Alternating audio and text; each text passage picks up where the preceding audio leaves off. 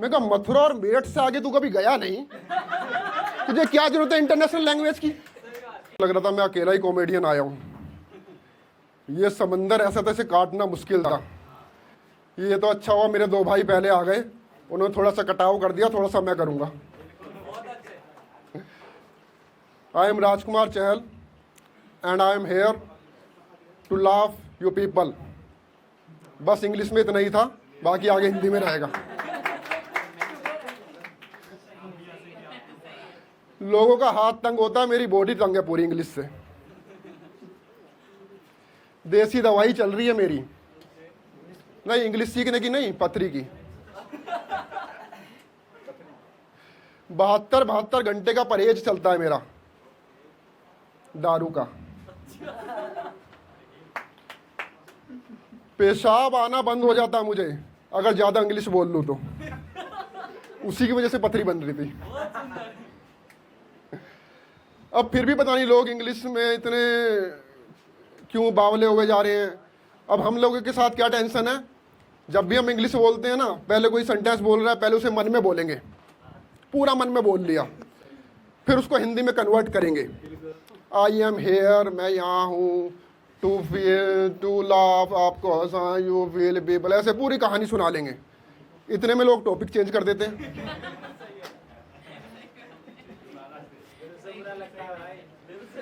और अगर बिना ट्रांसलेट करे कभी बोल भी दे तो आपने चेटा देखा, चेटा चेटा चेटा मोटी वाली जो, हाँ हाँ हाँ, उसको हमारे यहाँ मकोड़ा भी कहते हैं। तो मकोड़ों के उस साई में डुबो के अगर वाइट पेपर पे छोड़ दो तो जो लैंग्वेज निकल के आती है ना, वैसी हमारी भी निकल के आती है इंग्लिश।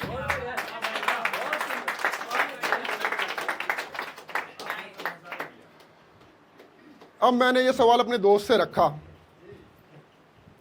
मैं कहा भाई यार देख, ऐसे इंग्लिश तो यार हमसे बोली नहीं जाती। बोला नहीं यार, it's a international language bro, you have to learn it. मैं कहा इंटरनेशनल लैंग्वेज, मैं कहा मथुरा और मेरठ से आगे तू कभी गया नहीं, तुझे क्या जरूरत है इंटरनेशनल लैंग्वेज की। बोला कि यार नहीं, मैं एक बार हरिद्वार भी गया था अपने दादा की अस्थियों को विसर्जित करने। मैं को तो अस्थियों ने मना कर दिया था कि इंग्लिश में विसर्जित होंगी। मैं कहा तू ऋषिकेश तक चला जाता तो अभी हिंदी में जा सकता था, हिंदी चलती है वहां तक। वो परेशान, बोला नहीं समटाइम्स ऐसा होता है ना कि फ्यूचर में ऐसा हो जाए कि हम किसी फॉरेन कंट्री में सेटल हो जाएं। मैं कहा साला तू सरिता विहार में तो सेटल हो नहीं पा रहा ढंग से, तू फॉरेन कंट्री में सेटल होगा। फिर मैंने बोला चल मान लिया, तो कौन सी कंट्री में सेटल होगा। बोला मैं सोच रहा हूँ मैं फ्रांस में सेटल हो जाऊं। मैं कहा अच्छा ठीक है। मैंने कहा चल मान लिया मैंने, तू फ्रांस में सेटल हो गया, तो फ्रेंच आती है तुझे। बोला वो तो सीख लूंगा ना। तो मैं जब सीख लेगा तो इंग्लिश भी सीख लियो, ये कम से कम उतनी तो आती है कि मकोड़े को साई में डुबोते हैं, इतनी तो आती है। फ्रेंच तो बिल्कुल नहीं आती, जब वो सीख सकता तो ये भी सीख लियो। बोला हाँ। और मैं तो तुझे क्या लगता है, तू जब फ्रांस में जाएगा और वहाँ लोकल लोगों से बात करेगा, तू वहाँ इंग्लिश में रिप्लाई करे, मतलब इंग्लिश में पूछेगा तो इंग्लिश में रिप्लाई करेंगे? नहीं, वो फ्रेंच में ही रिप्लाई करेंगे।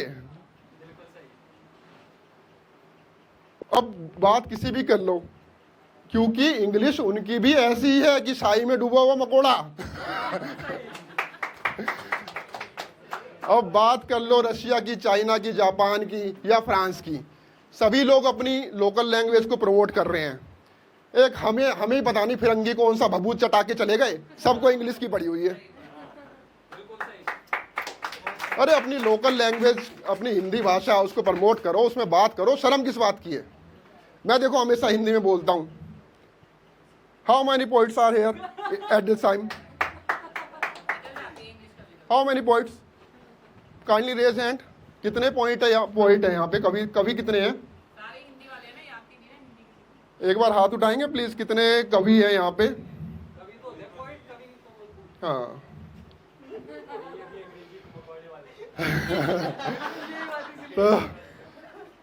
तो देखो इतने सारे कवि हैं, जिस चीज का डरता वही हुआ। अब कुछ दिन पहले की बात है, मैं अपने पहले परफॉर्मेंस में गया था, ये दूसरा है। अब मैं वहाँ कॉमेडी सुना रहा हूँ, वहाँ पे 20 लोग हैं टोटल, जिसमें 17 कवि और मैं अकेला कॉमेडियन। वहाँ कविताओं की ऐसी बहार सी चल रही है, मुझे लग रहा कि इसको कैसे काटूं।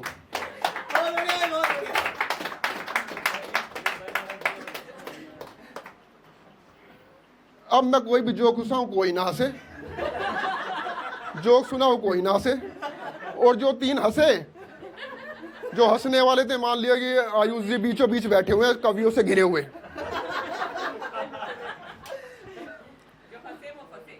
अब बीच में बैठे हैं ये, अब चारों तरफ इनके कवि हैं, इनको हंसी आ रही है। अब ये कैसा फील कर रहे हैं?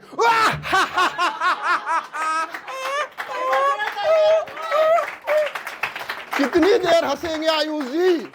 अरे आसपास कोई तो हंसे,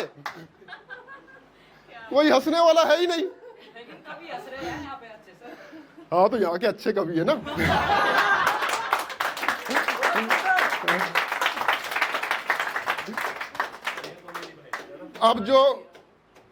अब आपने वो देखा होगा कि ये शोले मूवी में जब वो वाला सीन आता है ना, कि जब गब्बर ने बंदूक तानी होती है कल्लू कलन कालिया पे, तो तीनों जो गुंडे होते हैं किस तरह से हंसते हैं।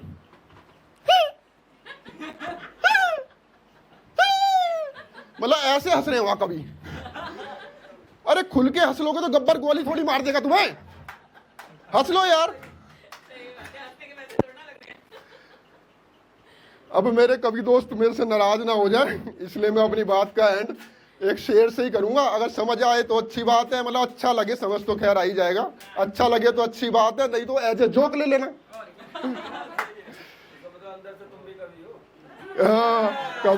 कवि नहीं हम किसी का बुरा करके नहीं चलते, क्योंकि फॉलोअर हमें हर जगह से चाहिए।